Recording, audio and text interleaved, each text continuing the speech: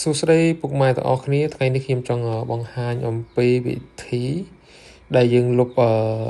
លេខទូរស័ព្ទឬមួយក៏ Gmail នៅក្នុង account Facebook របស់យើងហ្នឹងហើយអញ្ចឹងបងប្អូនសូមចូលមើលវិធីនេះទាំងអស់គ្នាហើយសម្រាប់បងប្អូនដែលប្រើប្រាស់ទូរស័ព្ទ iPhone គឺយើងចូលមកកន្លែងmenu បន្តមកទៀតគឺយើងចូលនៅកន្លែងsetting and privacy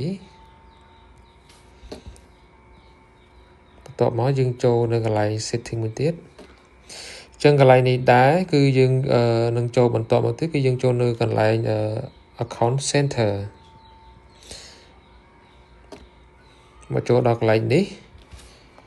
គឺយើងចូលនៅកន្លែង personal detail ហ្នឹងហើយអញ្ចឹងបងប្អូនពេលដែលយើងចូលមកដល់កន្លែងនេះគឺយើងចុចនៅកន្លែង Gmail និងលេខទូរស័ព្ទរបស់យើងបន្តមកទៀតយើងសម្រាប់យើង delete បើសិនជាបងប្អូនចង់ delete លេខទូរស័ព្ទគឺយើងចុចមើលកន្លែងលេខទូរស័ព្ទមក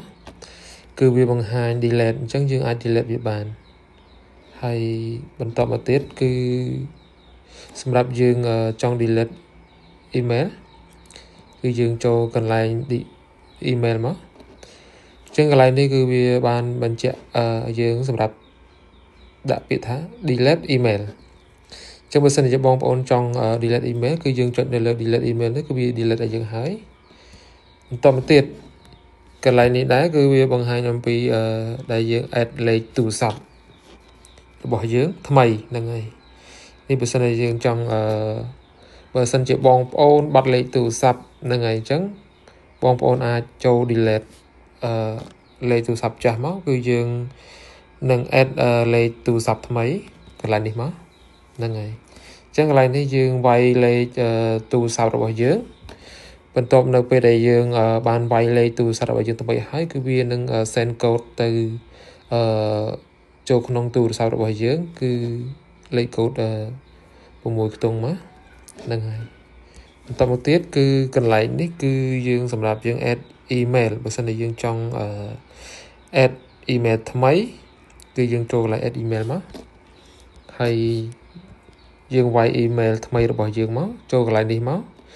វានឹងបាន send code ហ្នឹងហើយ send code email របស់យើងដើម្បីបញ្ជាក់នៅកន្លែង email ថ្មីនេះហ្នឹងហើយអញ្ចឹងនេះគឺជារបៀបដែលយើងលុបលេខទូរស័ព្ទចាស់ឬមួយក៏យើង delete លេខទូរស័ព្ទនៅក្នុង account Facebook របស់យើងនិង delete